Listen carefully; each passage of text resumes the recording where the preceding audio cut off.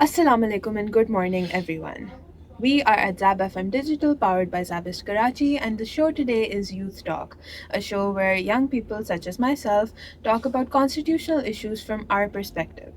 Before we start, I'd just like to give a little bit of a disclaimer. Everything that we talk about today is from our educational lens. This show is for entertainment purposes only. We are not experts and nor do we claim to be, so the information given here today should be taken from that context. Okay, I'd like to introduce our participants. Go ahead. Hello, my name is Zaid bin Khurram. I am a student of BS Psychology, and these are my classmates that I'm here with. So, my name is Eliza Bernard, and I am a student also of BS Psychology. My name is Amna, and I'm also a student of BS Psychology. The topic that we're going to talk about today is the psychology behind Pakistan's constitution. So I feel like being from the psych department, as we all are, we can speak about this topic, with the knowledge that we have learned. So when people hear the word constitution, they usually think of laws and, the legal system. But can a constitution also shape people psychologically? It gives people a sense of nationality, it gives people a sense of, independence, and, people really, through the Constitution, need to know their rights, which gives them a sense of individualism. Yeah, and like to add on what Eliza said, uh, since the Constitution is like a legal framework and it gives you like all your basic fundamental rights, it also in a psychology like Point in of a view. psych point of view, what you do is that whenever you know that your rights are being discussed in a country's framework or by your state, you automatically feel that you are very safe living over there. And to add further on this, you feel safe, and moreover you feel like that you belong in a certain place. It It gives gives you a you sense of Not just belonging. that, but and security. every person that is born has human rights. Basically, everyone has those, and the Constitution has a separate chapter for human rights, which is, in my opinion, very essential. All right. So, do you feel like the citizens of Pakistan specifically are connected emotionally to Pakistan's constitution? Yeah, well, uh, if you really think about it, the Constitution has all of these rights given to humans, all of these legal frameworks that are being displayed or being given to us humans, the citizens that live in a specific country. For example, Pakistan. Now, Pakistan obviously has certain religious groups as well as a few like ethnical groups as well, and the way the Constitution plays a role in this is how it basically generalizes all of those laws or rights that it gives you. So since all the laws and the rights are generalized, all of us, like for example Muslims, Christians, or even someone from a certain group, they can all feel like they're together, and they don't really feel like this guy is being treated differently. For example, Ali is being treated differently, and then Chris would be treated differently. It's more like everyone has an equal and like we all have equal rights in a certain country. But I feel like it also depends from an individual's point of view, because our constitution, it's really good on paper, but sometimes people fail to implement it, and Not just the people, the courts. they fail to implement it, and therefore, like, sometimes justice and fairness is not um implemented in real life. So that also may cause a lot of distrust in the public, and that's why they may not be emotionally connected to the constitution, because some may feel like excluded or left out or even marginalized for that matter. So it depends of if the constitution is implemented in a right or correct way, people will feel more emotionally attached to the constitution. Yeah, you're right. So, why did your group choose this topic, the psychology behind Pakistan's constitution?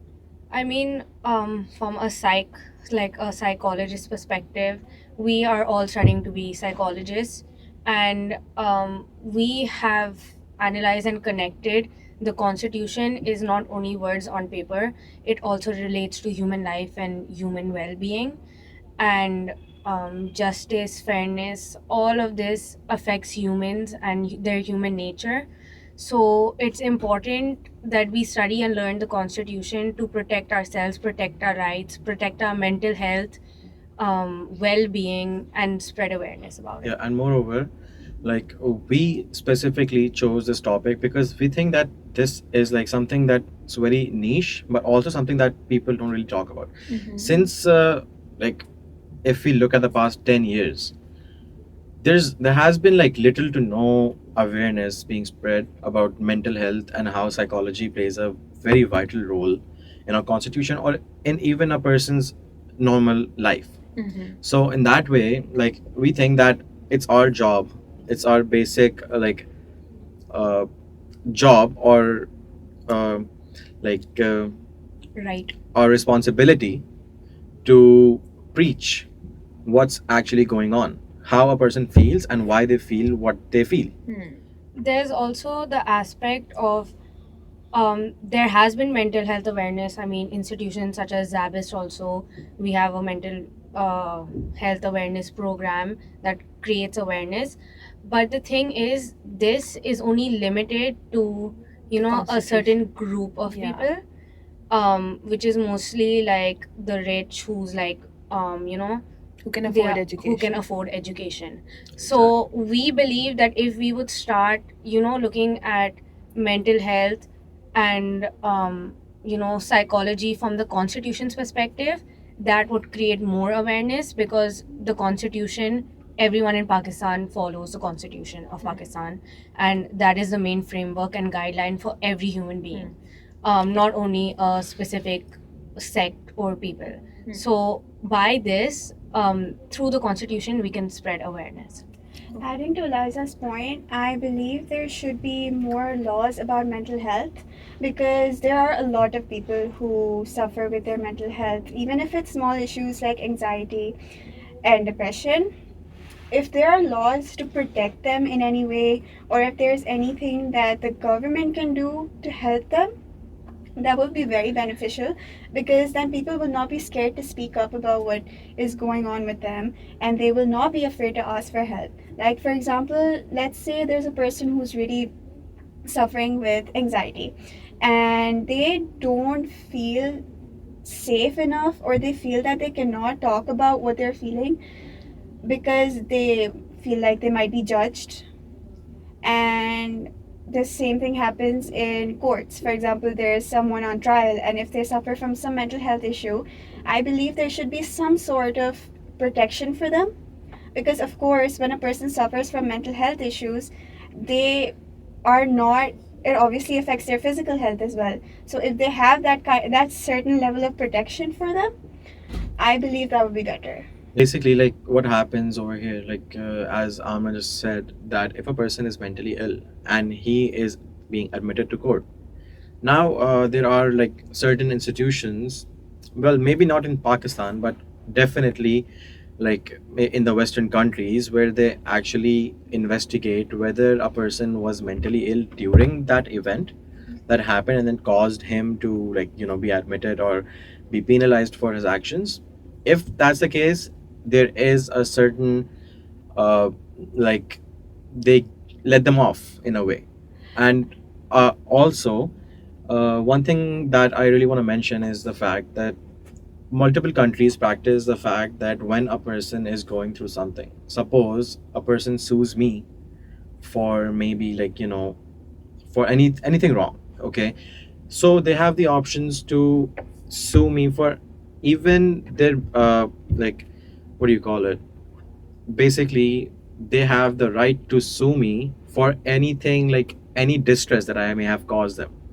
And this is something that is not practiced in Pakistan. I think that should be practiced in Pakistan, because there are multiple reasons and a lot of people really don't like think about this, but uh, mental distress plays a huge factor in a lot of situations. Adding to what Zed was saying about mental distress, adding to what a person, does, I would say there are certain mental disorders which affect a person more than others. And some of them may actually lead to the person committing a crime, for example.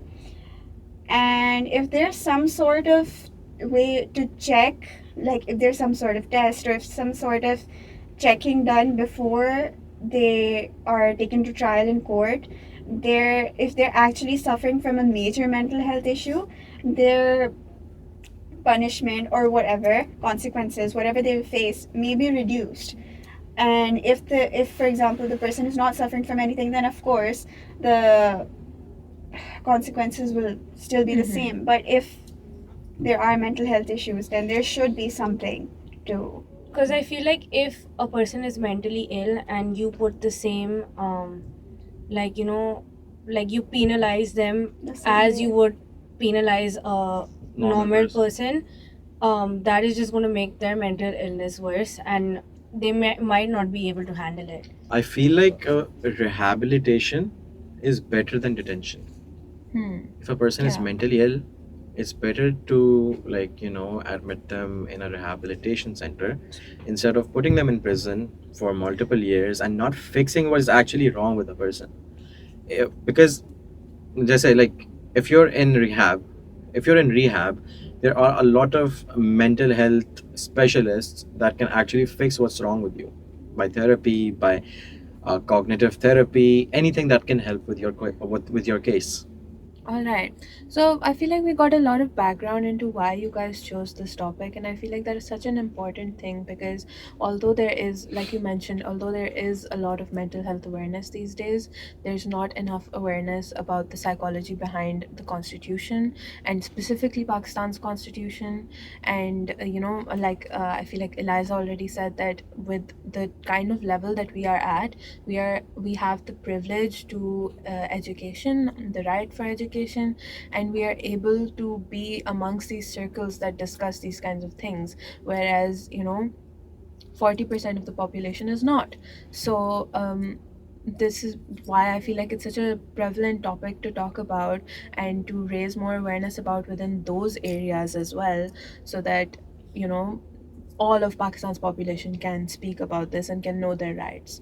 If I may add to that, you see, in the last, let's say, 10 years, there has been some, but not significant, amount of mental health awareness. But if you look at it in 2026, even young children have more awareness about it. Means if they are suffering some sort of mental health issue, like for example, anxiety, they will go and talk to someone about it because they see it as something that's pretty common, Yes. and it's not difficult to talk about, and it's actually good to talk about it. So if we even do this for the younger generation, it's for the betterment. I feel like that's more because of social media, Exactly. the access to social media, like to the Gen Z population or whatever. And I still feel like the government's not doing enough to promote Yeah. what they can actually do. The to government help is you. not doing enough, but it is a little more than before. Like for example, where let's say 20 years ago, there But- was hardly any awareness about mental health compared to what it is now. Yes, you're right. So, your paper discussed Article 9 and the security of a person. Why is safety such an important psychological need?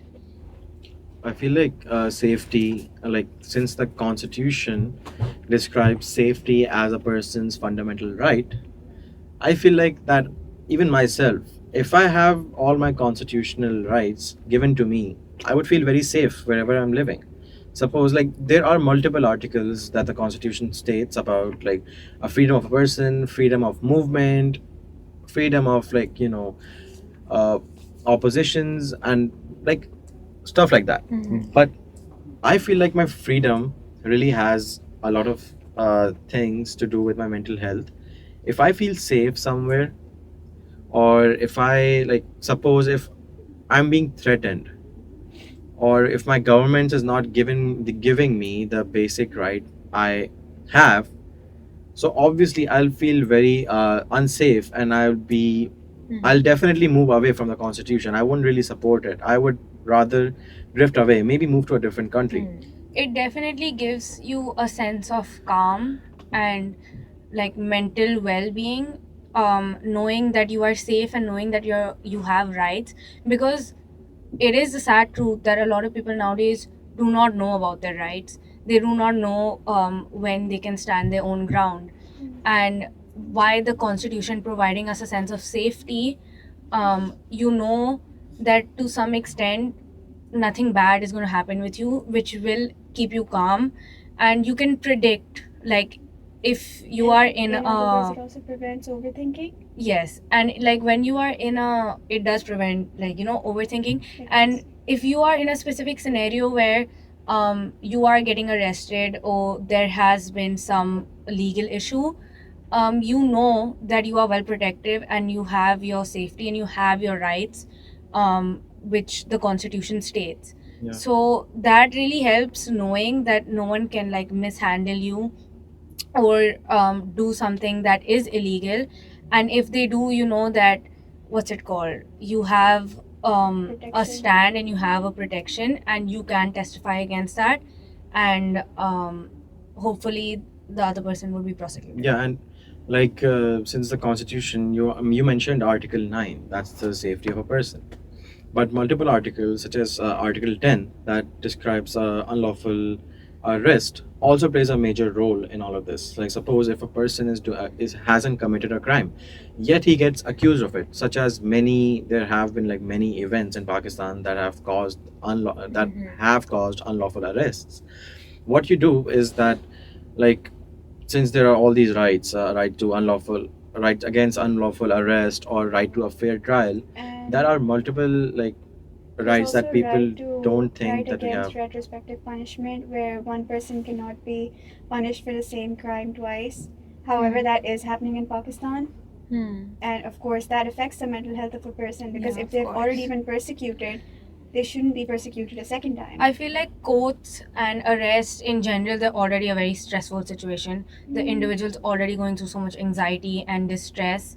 So I think knowing that you have security and protection from the constitution, it does give you a sense of everything is going to be okay and it's not the end of the Yeah, world. but then again, like if you get unlawfully arrested, that's really unconstitutional, and a person is gonna be under a lot of mental distress, right? And they can also, like, if given the option, they could also like file a lawsuit against anyone causing mental distress or any traumatic event that caused the mental distress.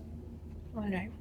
So, how does the constitution help create a shared identity in Pakistan? In the constitution there are laws such as like protecting everyone's rights. It doesn't matter, it can be minority, different ethnicities, different religion. The constitution is fair to everyone, hence it's there to protect your rights, and that's how it creates like a shared community. People are more loyal to each other if only they live in cohesion, and Exactly. they should have tolerance for everyone else. But unfortunately, the situation in Pakistan, it's not like that. The There basic, has I been believe the basic purpose of the Constitution is to promote harmony among people. harmony among people But and tolerance, but unfortunately, to some extent it's not followed because maybe our prosecutions or like legal action is not as strong. Hence, people just think they have the right, they can do whatever they want. But I think if the constitution is more strict and if our legal system is more strict and spreads awareness, this can, this uneventful and like all this injustice and everything, it can be reduced to a certain extent. Yeah, like I said before, the constitution creates a very generalized point of view on how you have your rights. So if, like you said, that like your question was that how like different communities have a sense of belonging in their country or the state that they live in. So, as I said, since the constitution has a very generalized overview on the rights, the minorities or like the most, like, the majority groups, they also, like, they all live in cohesion, as Eliza said. And moreover, like, since if they're not given their basic rights, like there are many events that like have happened that have caused multiple groups to like drift apart from each other, fight among each other. And that's only because that everything unconstitutional that's happening does not have like the backing of a proper government institution which can help them, like, stay together and live in harmony, etc. And if not given those rights, what's ultimately going to happen is that people are going to turn against the constitution and probably even, like, as I said, move to different countries. Or Okay. there could be like, um, because of the inequality and injustice, there could be riots and like unrest in the country, which is obviously what nobody wants. So I feel like if the legal system is a bit more stricter and puts an emphasis on this specific point about living in harmony and social cohesion, it can benefit us to a great extent. So, going off what you said about harmony and social cohesion, one of the key points that you mentioned in your report was the social identity theory. How does that concept, ek to, like, I'd like you to tell us what that concept is, and B, how does that concept kind of shape the people's behavior and stuff like that? So the social identity theory basically talks about how people are in groups, and amongst those groups they have trust and loyalty It's like they have a sense of belonging. Mhm. Yeah, in but those specific yeah, groups. but Yeah. the social identity theory mainly states that if you are a person belonging to a specific group, that group shapes the person who you are. So whatever, wherever you belong, your belonging will shape you as a person. And then you have, like, your personality develops in a way that you will reflect upon all those cultures that your groups share, or any traditions that creates you the person who you are. And that's basically the social identity theory. Like Could you give us an example of that? Like, I can say I'm a minority. I'm in a Christian community, so we have a very close knit community. So all of our Christian people, you'll see we have kind of the same traits in common. We speak same way, like our language and like the words we use. It will be form our like group and like the close knit Community. family community that we have.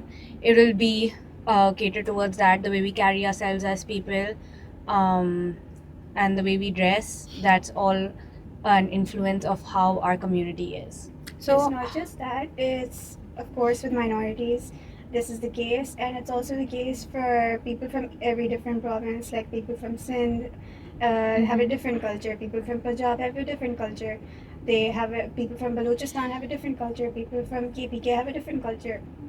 And whenever they go to different, like somewhere out of their own province, they are recognized as that community. They're like, people can easily recognize that they are part of this community. A person can tell that this person is from Punjab or this person is from Sindh.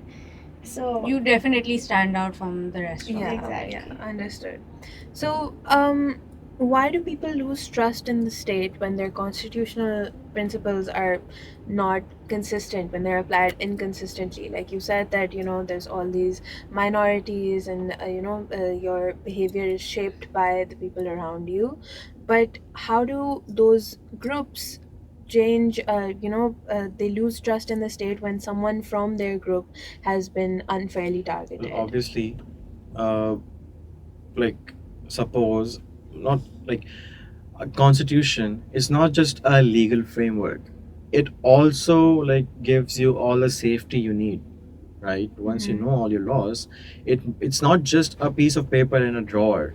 It's more like what your state tells you, what your state protects you from.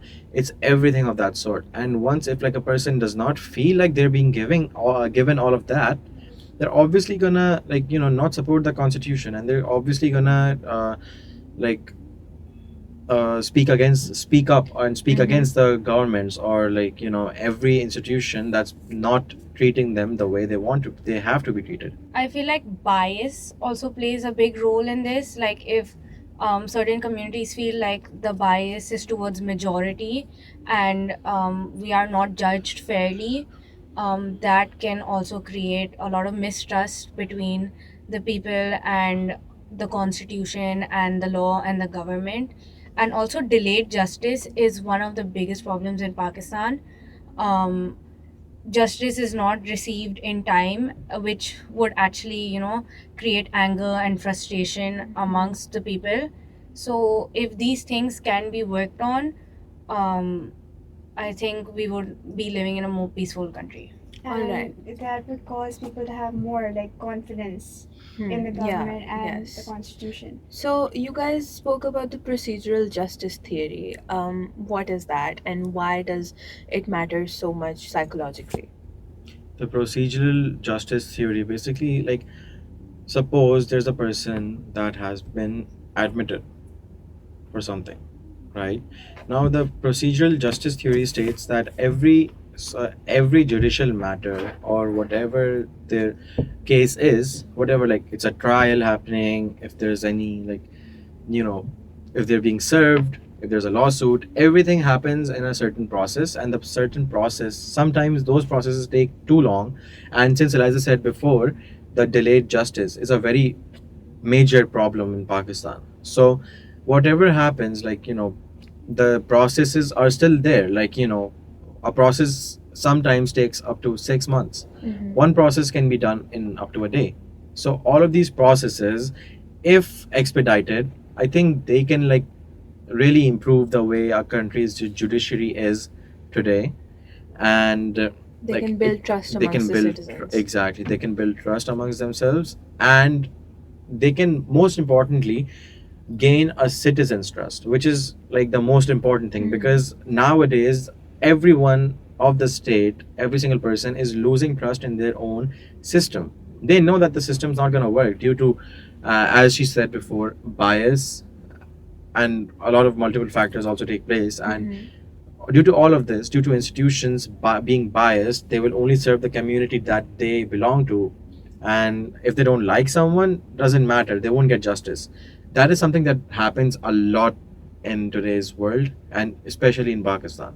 All right. So, a while ago, you had discussed how Article 9 and 10 are somewhat of a mental health protection.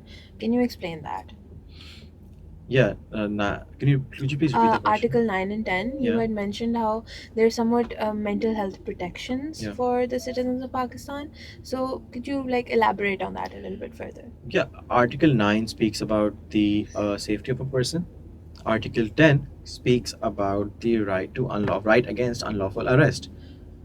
And now, basically, like, It all of these. states like no arbitrary injustice. Like the citizens are more protected even if they are arrested. There are some things which the detainers cannot do to the what's it called, the citizens. Mhm. And there is a protection which helps actually the citizens be more calm and have a sense of security Mhm. that nothing extreme is going to take place with them while they are being detained. Yeah, and like, have you seen, like, in movies, or not even movies, like, it's basic common knowledge that in other countries, if a person gets arrested, first you read them their rights, Yes. and then you give them You the right follow to a due phone call. process. Yes. You do your, like, yeah, you follow due process. And like, a person when arrested, like, they have been, like, given their rights, and given a right to a phone call, that they can call anyone who they want, maybe their lawyer. And stuff like this basically gives a person all the reassurance that they need, that yes, I am being protected in my own country. But Mhm. sometimes there are many corrupt institutions, not just in Pakistan, Mhm. in the In All whole over the general. world world, in general. yes. Like, there are corrupt institutions where, like, as I mentioned, unlawful arrest. If a person is being accused of something, doesn't matter, no due diligence would be done. They would pick the person up, like, they would arrest them, and you don't know what's gonna happen It next, not because only protects you physically, but it also protects you mentally, emotionally, as well. yeah, all these factors contribute to a person's mental health. Like, And you know, also adding if to what arrested unlawfully, it's obviously going to cause distress, and then a lot of psychological problems may lead to a person, like, you know, having PTSD like symptoms in the long run. That just because you are arrested, that doesn't give you the right to treat someone unlawfully or inhumanely. Yeah. there are cases where people are detained even after they have been proven Not guilty. innocent, not guilty, or not innocent, and that also affects a person's mental health. So that is where security of a person and um, sorry, that's where security of a person and the article that states goes against unlawful arrest comes into play, because if a person has been proven innocent or not guilty, should not be detained. Mm-hmm. All right. So, although I would love to talk about this more, we're kind of, wrapping up and we're reaching our time limit as well. So, I just have one last question to ask you guys. What reforms do you think could strengthen the public trust in Pakistan's constitution?